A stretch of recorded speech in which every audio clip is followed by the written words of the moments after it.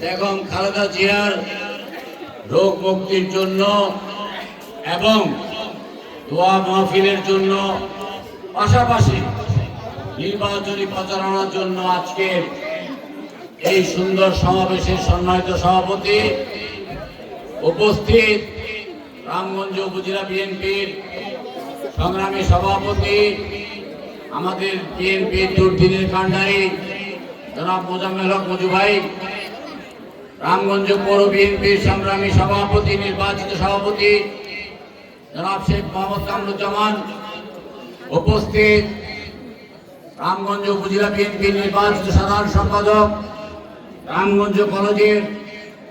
সর্বপ্রথম যিনি জিএস হিসাবে নির্বাচিত হয়েছেন জিএস মনোয়ার, উপস্থিত আছেন রামগঞ্জ সরকারি কলেজের সাবেক ভিপি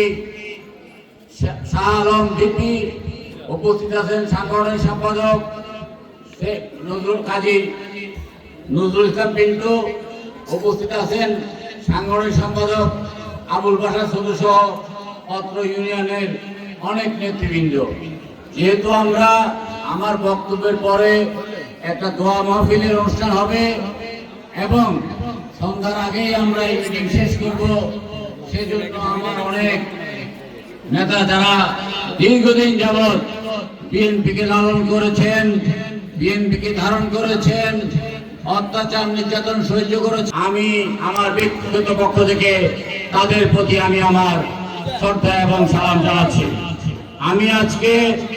বেগম খালেদা জিয়া এবং তারেক রহমানের প্রতি আমি কৃতজ্ঞতা জানাচ্ছি। তিনি আমাকে রামগঞ্জে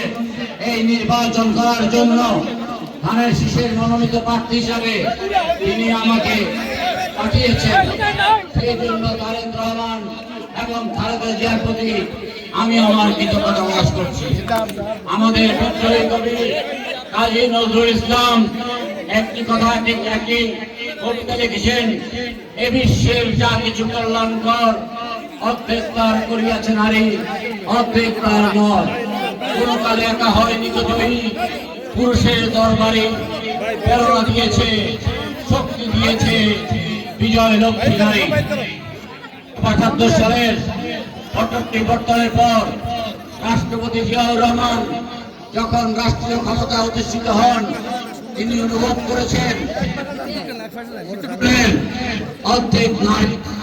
এই অর্ধেক নারীকে